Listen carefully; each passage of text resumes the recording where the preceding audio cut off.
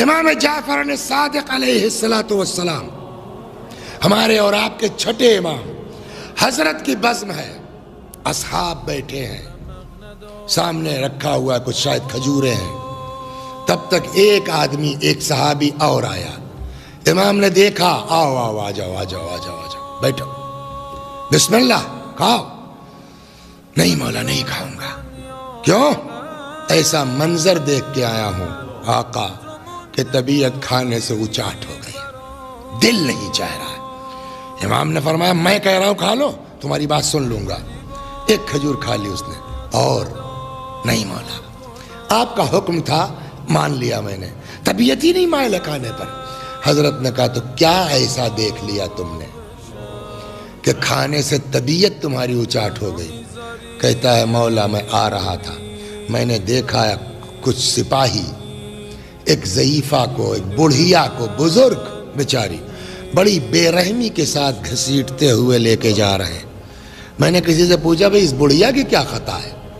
تو کسی نے کہا کچھ نہیں، بیچاری جا رہی تھی، گر پڑی، پھسل گئی، پہلو میں چوٹ آ گئی۔ اپنے پہلو میں چوٹ آئی، صدیقہ طاہرہ کا شکستہ پہلو یاد آ گیا۔ عشق اس کو کہتے ہیں، محبت اس کو کہتے ہیں۔ کسی نے مصائب نہیں پڑھا اس کے سامنے، اپنے پہلو میں چوٹ آئی، بی بی کا شکستہ پہلو یاد آ گیا، بے ساختہ زبان سے نکل گیا، لعن اللہ الظالمین یا فاطمہ، اے فاطمہ تم کر ستانے والوں پر اللہ کی لعنت ہو۔ ایک سپاہی نے سن لیا، وہی دیکھ سے زیادہ چمچے گرم، وہ اپنی ناواہ واہ کے چکر میں بڑھیا کو پکڑ لے گئے۔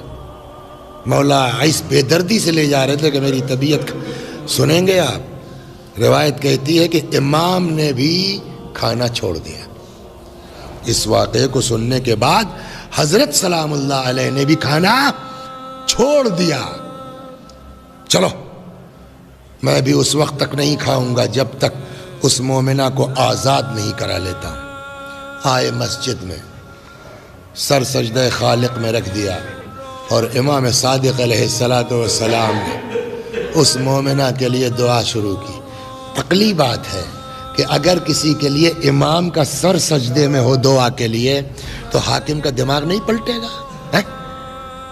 ایک صحابی یہاں چلا گیا تھا ادھر دربار کی طرف کہ وہاں کیا ہو رہا ہے، اس کا بیان ہے کہ میں وہاں پہنچا تو وہی یہ بڑھیا کا کیس پیش ہوا تھا عدالت میں، قاضی کے یہاں۔ کیا بات ہے بھائی، کہ اماں کو کیوں پکڑ کے لائے ہو؟ وہ قصہ سنایا گیا کہ صاحب اس طرح سے اس نے یہ جملہ کہا ہے، ادھر امام سجدے میں ہے، دماغ نہیں پلٹے گا حاکم کا؟ کیا کیا اس نے؟ کہ اس نے یہ جملہ کہا، لعن اللہ الظالمین کیا فاطمہ۔ حاکم نے کہا، قاضی نے کہا تو غلط کیا کہا؟ کیا غلط کہا؟ کسی کا نام لیا اس نے؟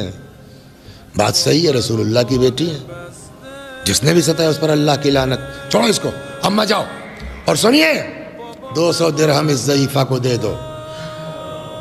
اس کے ساتھ غلط وہ ہوا ہے،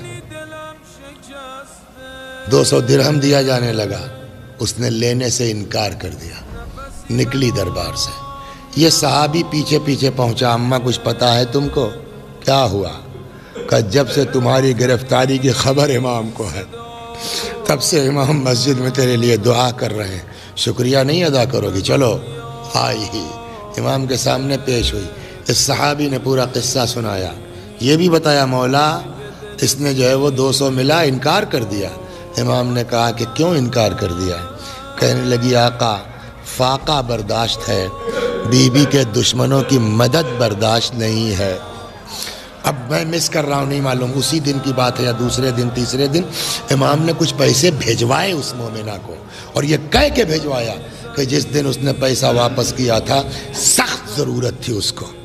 تو میری بھئی بات، جتنا آپ کا لگاؤ بڑھتا جائے گا، حضرت زہرا سلام اللہ علیہ سے اماموں کی توجہ آپ کی طرف بڑھتی جائے گی۔